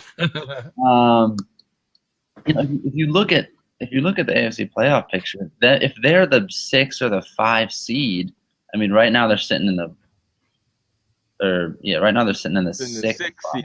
Yeah, the 6th spot. But then you get a team like, the Broncos are pretty scary. But if you end up with the Colts or something like that, then you're looking at a team in the divisional playoffs, and at that point, it just comes down to health, and teams do get hot. I do believe in momentum. We argued about this pretty viciously. Just ask Giants fans. Yeah, or Steelers fans. I mean, 10 years ago, it's the same thing. Yeah, right. So I do think they're just about going to get in, but, man, this team is just inconsistent enough. I still don't have full faith in this defense, nor do I think I should. Yeah, defense is looking pretty suspect. And the schedule, the Steelers, the knock was, the Steelers got a tough schedule this year. They do. There's no doubt about that. The thing is, they got to play 3 AFC North road games in the space of a month, less than that, with the season on the line. And gosh, it's hard not to see them dropping at least one of those. And they got the Broncos at home in between. I mean, Tomlin's job on the line if they don't make the playoffs? No. He's on a 2-year extension this year. I think he's fine. And I mean, gosh, if you were ever going to get a mulligan for a season, this would be it. Your franchise quarterback's been out 4 going on 5 weeks now. Right. Might even be more than that. Le'Veon Bell played what? 2 games? No, he played weeks 3, 4, 5, 6, and he went down in 7. Yeah, about 4 games, 3.5 games. Yeah, exactly. None of which he played with any real amount of time with Roethlisberger, except a few quarters in St. Louis, and part of the Raiders game. Yeah, so I mean, Michael, they haven't. 5 weeks. No, that's on the schedule. What's that? Michael asked if they played. Michael's asking. Second time yet? No, they have not. No, right? That'll be. I've got that right here. That'll be on December 13th at Cincinnati. And I mean, you can't pick with a game. You can't. I think it'll be a good one, but I can't sit here and say, "Oh, Steelers got that one." Oh, right. Well, I mean, if there's wild card implications for the Steelers at that point, it could turn out to be a really good game. Yeah, but then there's also implications for the Bengals. But it also depends on what the Bengals are doing then as well. You know what I mean? They're undefeated now, and you got to figure you can't. I mean, we were sitting here talking on November 12th. You can't figure a month from now that they're not going to be in contention for home field advantage, which is going to be huge in the AFC this year because it doesn't look like anyone's going to Foxborough and winning. Well, they have Arizona this week, Cincinnati, don't they? No, they have Cincinnati's got Houston this week. Houston, then it's Arizona, right? I haven't looked that far ahead. Arizona's got Seattle this week. I know Arizona's coming up on Cincy's schedule, so that's going to be their tough game right there. Yeah, I mean, Cincy has to go there. Yes. Regardless of what happens in either of those games, the Bengals are going to be in the thick of a fight for that 1 seed. So, I mean, there's no way the Steelers aren't going to be getting the Bengals' best game. Maybe if it was a couple weeks later, you say, all right, we're out of the 1 seed, but we got the division wrapped up. Let's rest, Andy Dalton, stress. Right. I don't see that happening at 13. And we wouldn't be fortunate enough to have a Bengals-Patriots matchup in this season's schedule, right? No, I don't believe so. Because, I mean, that would be great. You get Bengals, Broncos, and you get Broncos, Patriots. Could do worse than that. Broncos, Patriots is going to be a good game. Yeah. I'm looking at the Steelers' schedule right now. Mm-hmm. The Browns, they can beat. They're going to beat the Browns. They got the Seahawks, which I don't think they're going to win. They got the Colts, which I think they're going to win. Then they got the Bengals, which I don't think they're going to win. Then they go to the Broncos, and that's the one right there. That's the swing game? That's the swing game, I think. Because I think they can beat Baltimore and the Browns on the last 2 games. The Broncos game is the swing game, I think. Yeah, I mean, so we're looking at what? There's 6 games? Wait. 7 games left on the schedule now. 7 games left, right. 1, 2, 3, 4. They can go possibly 5-3 or 5-2 or 4-3. They need 5. They need 5. Right. It's that Denver game. It really is. Because that's the conference out of the division. Yeah. It's that Denver game. Yeah. But they've got to set themselves up for that to be a big game at that point. I mean, because we're already giving them the loss to the Bengals, which is the week before. And the loss to the Seahawks. Correct. Well, remember the loss to the Bengals, you may want to hang out because shouldn't Ben be back by then? Really, he should be. Right now, the initial report was that he'd be back for the Seahawks game. At the earliest. So I mean, Ben doesn't back down from the Bengals, so yeah. I mean, talk to him. He doesn't back down from anything. Just ask him. But yeah, exactly. Anyway, but yeah, I mean, that guy Boston. All he ever talks about is his Patriots. He doesn't know anything else about any other teams. The Patriots are pretty legit this year. I gotta give them credit. There have been years where the Patriots are maybe over-discussed, and they're always over-discussed, I guess. But they're legit. There's good teams and there's scary teams. I put the Patriots in the latter category. Yeah, for this year. Yeah. Oh, yeah, absolutely. And we'll see. I mean, look at the Deion Lewis situation. I mean, Deion Lewis goes down, and they're not going to miss him. Classic Belichick. Yeah. Classic Belichick. Somebody else would just take his spot. Yep.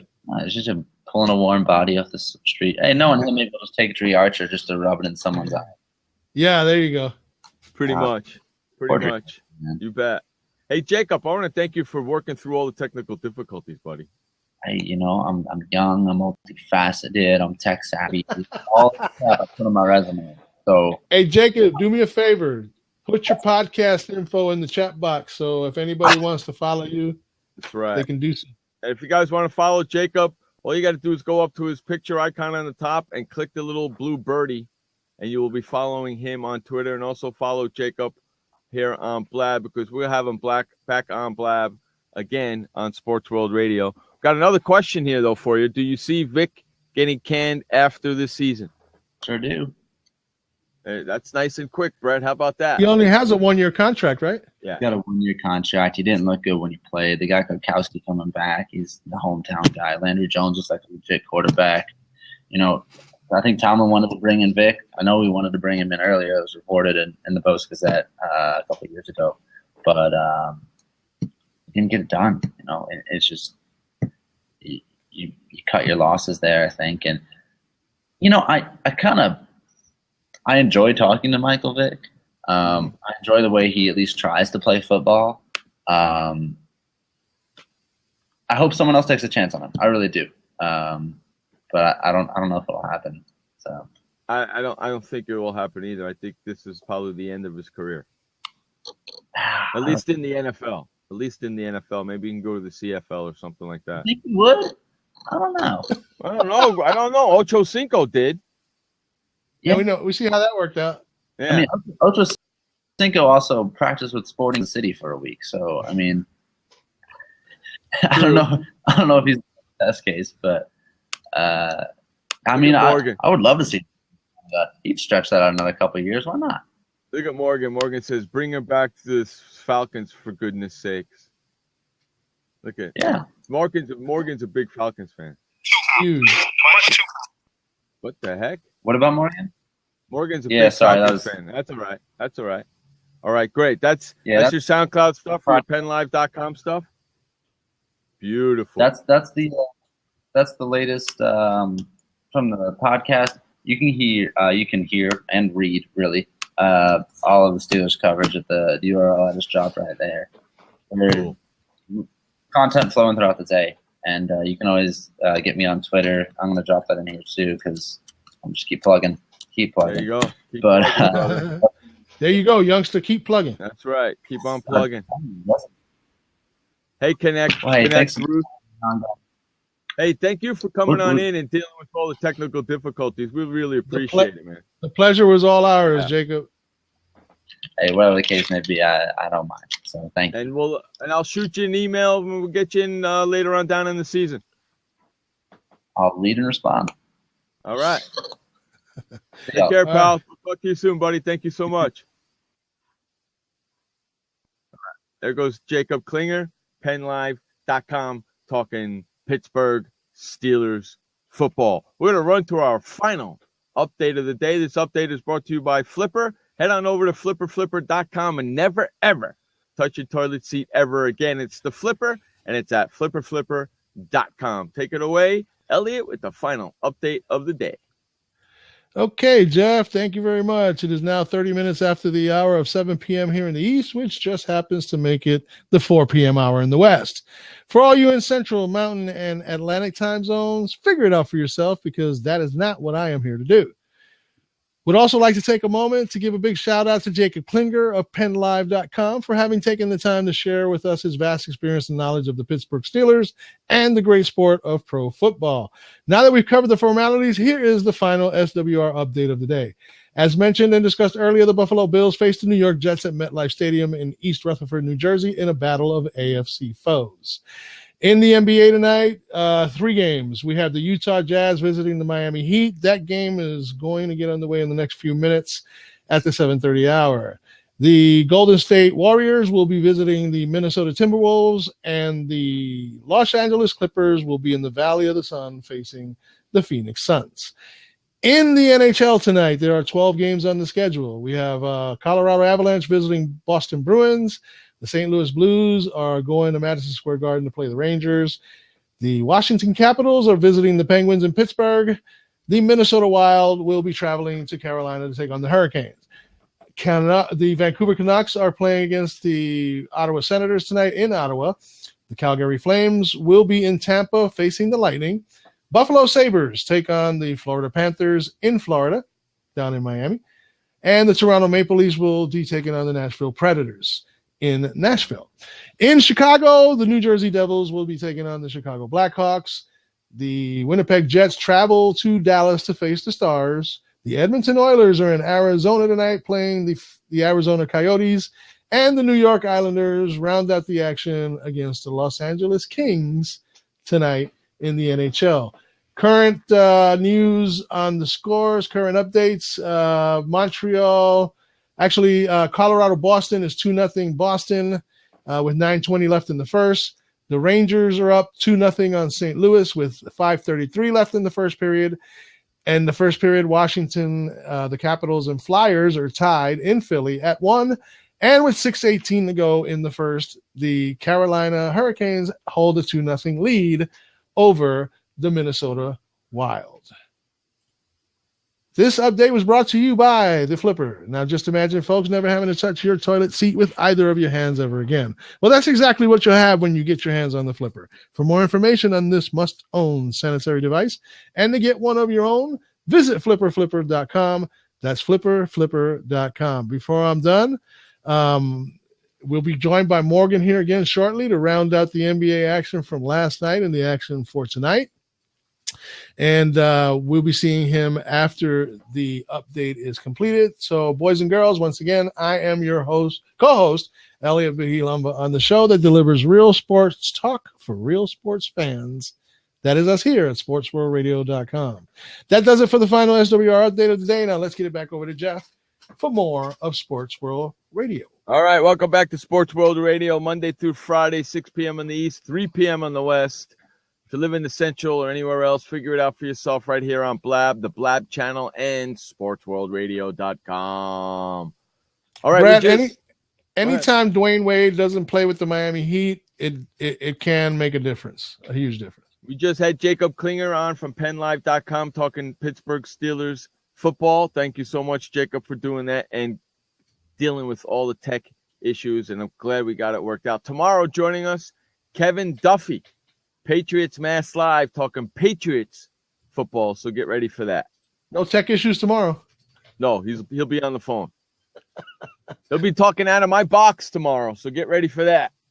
Hey, how great was it of Jacob to show enough awesome. Tenacity to stay on and work through the bugs? That's awesome. I love people like that. Absolutely. Yeah. And he was very informative and a great guy, good to talk to, and obviously knows his stuff. Yep. And we'll have him on again soon during the season. Yeah, you just heard it right there. He said he'll come on anytime. Thanks right, Michael. That's right. Okay, let's bring Morgan back in for some NBA talk. Morgan, you there? Jumper on it in. Wish I had this stuff. I could have played a commercial break while we're waiting for the rap ass to come on in. So Brett, jump on in. Go ahead. Huh? So yeah, bro, I want to address Brett's question. Does Dwayne not playing, does that make a difference for the Heat? Yes, it does. Dwayne Wade is the Miami Heat for the past years. He has been the Heat. I don't care what people say about LeBron coming. He is literally the Heat. He is a symbol for the Heat. So him being out it's definitely going to affect the team, but I still think they'll be fine because I think they're basically resting Dwayne Wade in and out because I know that they're trying to make this major playoff push. This is why I'm saying that they will in the East because they're trying to make a huge playoff push, and they can win enough games to be in the 4-5 seat or even 3 seat at the end of the year, depending on the Hawks and their fluctuations with their win streaks. But I think that the Heat will make the playoffs and do great, but they need Wade or they will not go far. So that's why. Is Wade out because he's hurt, or is he out because he's resting? I think he's resting because he didn't. I saw him play the other night. He didn't get hurt. So unless it was like something I missed, So you know what they're doing with Wade? His son? Same thing San Antonio does with their big boys. They rest them so they get them ready for the playoffs. What happened with the son? Do you have like a new son, or his son got in trouble now? I haven't seen this. Yeah, what's the deal with his son there, Brett? In the hospital. Okay. Okay. So, yeah. Okay. All right. So that's reasonable. That's understandable. That makes sense. That's way understandable. Family first, man. Definitely. So that makes sense. I think, like I said, without Wade, it's a different team because Wade is the heartbeat. Right. But they will still be able to compete. They still have Chris Bosh. Hassan Whiteside's getting better every single day. And he's not hurt, so that's good. And he's not hurt. I mean, they'll definitely rest him during the year. I know that's going to happen. They still have Dragic. They traded Chalmers away, so they're getting players. They're definitely going to be fine. I don't see them. They're missing Chalmers now, aren't they? No, no. Yes, Brett. He had to think about that for a second, didn't he? Oladipo got a concussion. Definitely one of the Magic's best players. And update has not been. I still haven't got an update on what's going on there. He's probably going to miss the next game, but not an update how serious that is. So hey, Jim, he ran into. Yeah, that's funny. Okay, guys. Let's talk about a couple of games last night that occurred on what was it, ESPN? Yeah, that 4-letter word over there. Both games carried a bit of intrigue, just kind of like a story within the game. And it was something that fans were looking forward to, not just in Dallas last night, but, all over the NBA landscape. Okay. And that was the game between the Los Angeles Clippers and the Dallas Mavericks. We all know the history behind the story of DeAndre Jordan accepting a contract in principle, verbal commitment, whatever it was. Right. Somewhere down the line, he decided to backtrack and just stay with the Los Angeles Clippers, which caused a major controversy between himself and Mark Cuban, and the whole thing just blew up. And so everybody in Dallas, I'm sure, had their calendars marked for last night's game. Right. Okay. Because in that game, 19,800 fans showed up. Okay. And they were chanting derogatory phrases. They were chanting everything known to mankind at DeAndre Jordan. Sure they were. The boos were heavy. They were often, and they were loud. Okay. And the Mavericks, in the end, turned out a 10-point victory, 118-108. Wow. So, what do you think? I mean, I got a lot. Was that enough to rattle the Clippers last night? All the I have so much hostility to say about it. There's just so much to say. This game was more so for the Mavericks than for the Clippers, because it was just DeAndre Jordan. It wasn't anyone else in the Clippers that really had any emotional attachment to this or any type of attachment. It's just the Clippers were just like, okay. And the Clippers have been a target this season. They've been talking a lot. They've been doing a lot of crazy stuff. The Warriors don't like them. Like, a lot of teams just don't like the Clippers. And so that's just how it works. But I can see the point of DeAndre Jordan talking about going to making a commitment and then not texting Cuban, a billionaire. Like, what are you doing? Just text him back and say, hey, look, I'm not interested in this deal. I can see where that can definitely cause angst. Parsons said a couple things saying, hey, we don't want him anymore. It doesn't seem like the Clippers want him because he's not a main vocal point of the offense, which if he went to Dallas, I don't think he'd be a main vocal point of the offense. So I don't know what Parsons was saying right there. And this is just a statement for Dallas more than the Clippers. So this was an emotional game for the Mavericks to prove a point that, hey, you're missing out, that you're not on this team. But in the long run, I don't think that Dallas will go farther than the Clippers. So it doesn't really make much sense in the end of the day. And even Jeff Gundy said this as well. He said that he said he felt uncomfortable with the fact that they booed DeAndre Jordan, yet on Sundays they're going to cheer for Greg Hardy. So, valid point right there, but, it is what it is right there. But I just don't think that this was too much to take into this game, except for the fact that Mavericks just needed to prove something on the home court, and that's pretty much it. You call that fickle Dallas fans. That's what that is, Morgan. Yeah. They're very fickle. They're very fickle. But if you look at last night's game, the stats were pretty close. Total rebounds, 44-41 in favor of Dallas. Everything was pretty much right on point all the way down. But the big glaring statistic that probably, or I should say probably, definitely had something to do with the victory last night for them is that they shot 55.3% from the field as opposed to 43% for the Clippers. So, I mean, the shooting alone just basically doomed the Clippers last night. And Dirk. Yeah, he's put up 31 points last night. So, yeah. Dirk, is he back in form or?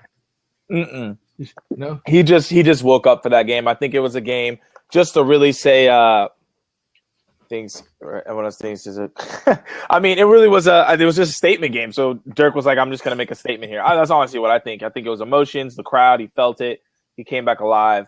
I don't think the next couple of games he does that. I think it was one of those games. Hey, Michael, could you do us a favor and tell us how you really feel? Yeah, about Mark Cuban. Yeah, Michael. Tell us how you really Don't hold feel, back man. now on our account. Yeah. Okay? This is not the show to be holding back. Okay, and in the second game last night on ESPN, the matchup was the San Antonio Spurs visiting the Portland Trailblazers.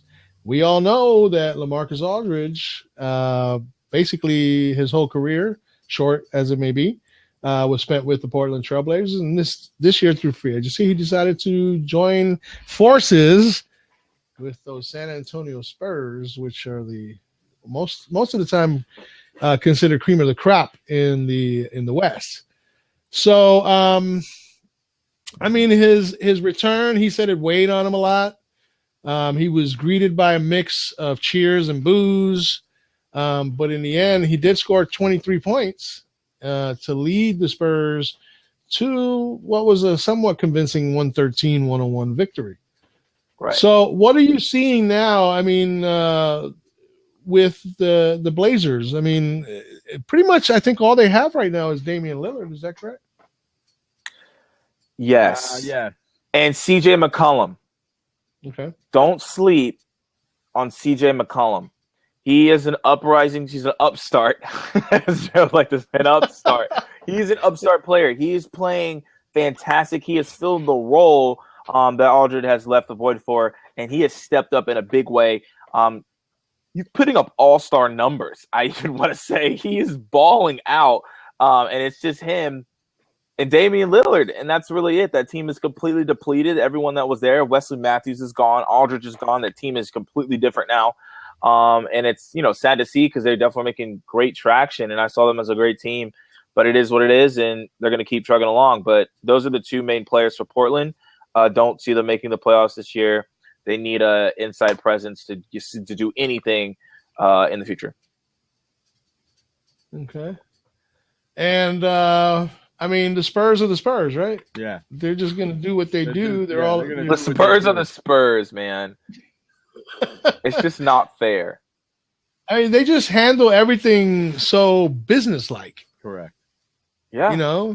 They go out and they handle their business. That's all they do. Quietly. Because you got to admit, the Spurs don't get talked about like OKC and the Clippers and the Warriors. They don't get talked about that way. No. Why? Because they're consistent. Every year, they're going to show up, and they're going to do something big, and that's really what it is. So, I mean, there's nothing really more to take than that. Every single time, they're going to go out and they're going to dominate and do what they need to do, and that's really cool. The team that's surprising you so far, that is doing good, and the one thing that the worst thing you expected.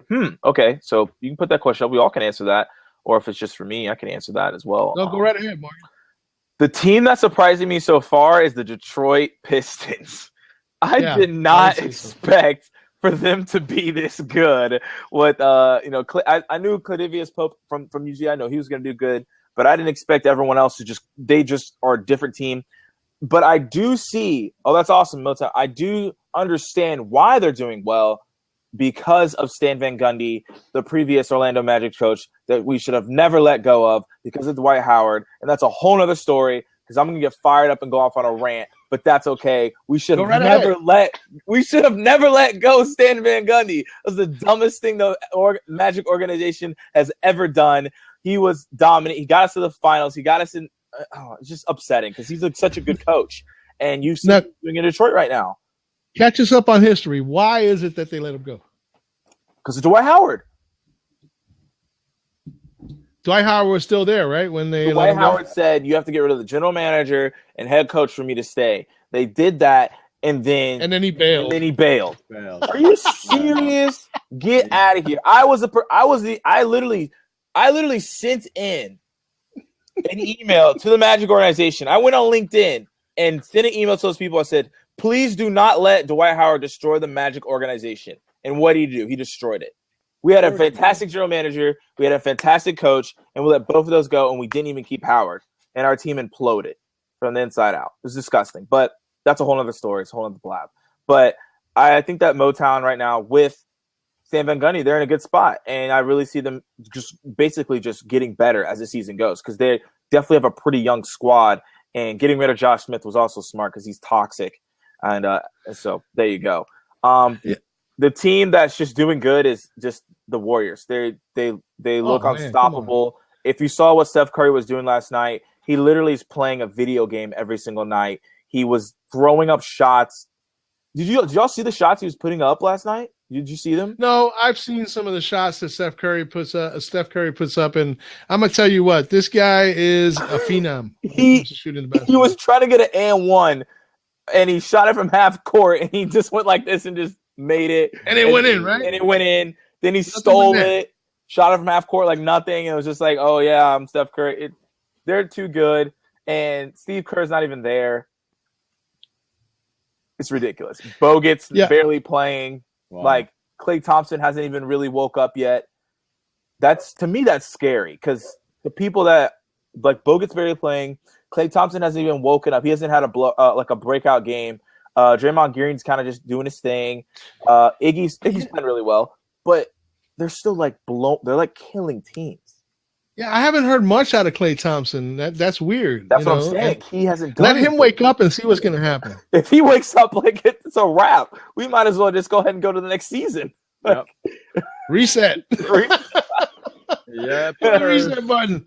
Yeah. All right, guys, we're actually canceling the season till November again because the Warriors are too good, and just in response to Motown Money's comment, they were trying to keep Howard happy. That was their first mistake. Dwight Howard's never happy. Yeah, unless he's causing destruction. Yep. So there it is. And the team that's doing worse than expected. That's a great question. The Bucks, really, they're doing all right, but I expect them to do a lot better.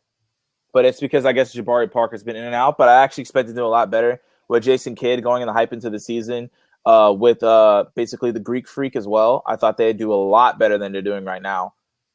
So, I mean, that's kind of, and then for an individual player, Kobe Bryant's doing way worse than I expected. I expect him to come back and just ball out on everybody and destroy them and just come out with a vengeance. And he's not doing that.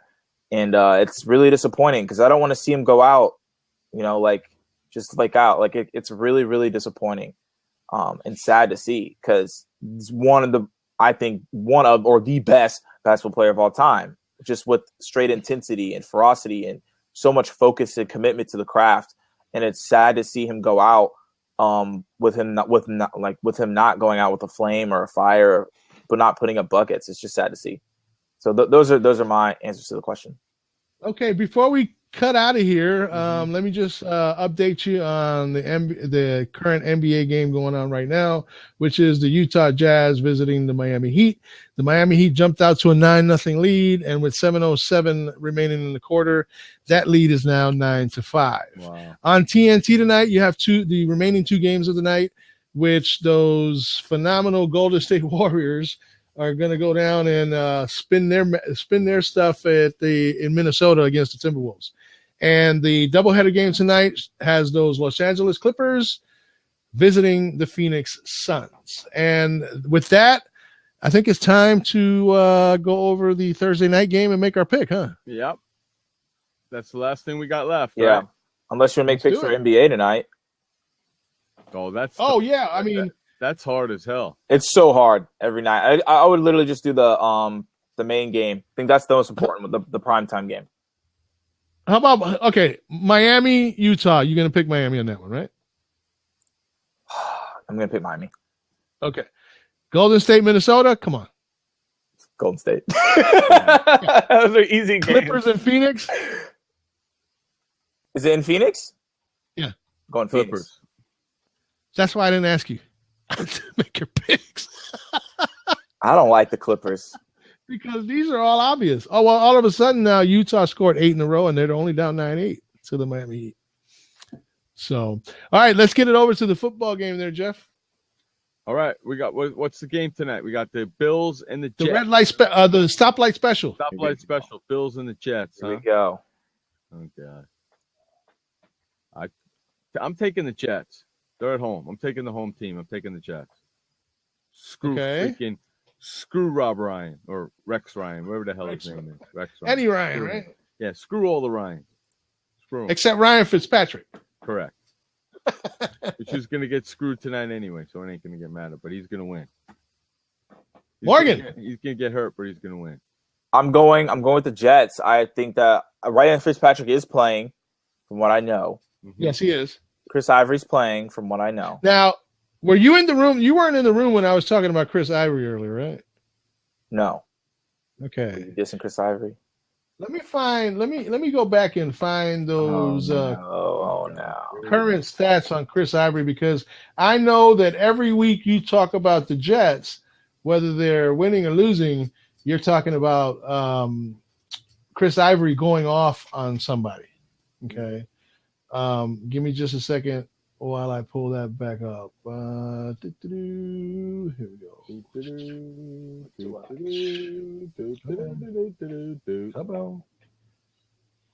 Okay. All right. Chris Ivory has. Yeah. Chris Ivory's rushed for 84 yards over his last 3 games total. Yeah, 84 yards. Okay.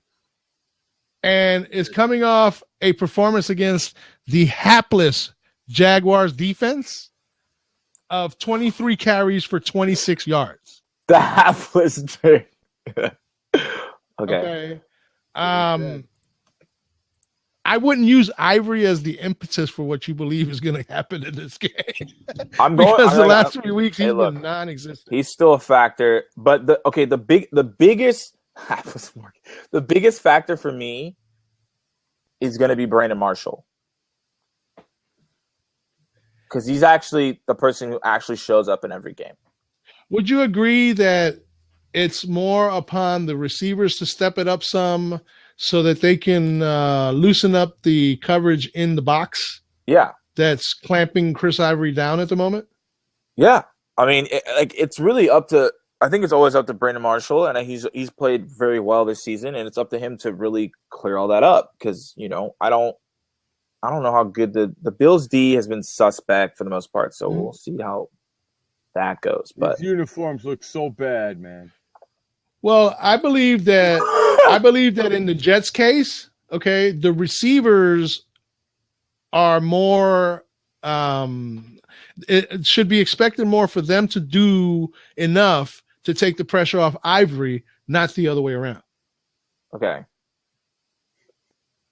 Yeah. You agree with that? So you're saying it's more so for the receivers, not Ivory? Well, it's more important for the receivers to do well so that Ivory doesn't have to face 8 in the box on every down. Right. I agree with that. Right. Okay. So with that all said, it's time to get the flock out. Obviously, no, I haven't made my pick yet. Oh, hush, boy. I thought you did. Yeah, it sounds like you're. I thought you said you were going with the Jets, like the rest of us. Well, if Morgan's going to try to sell me Chris Ivory, I have to think about it. Yeah. Oh my gosh! I think I'm right on this one.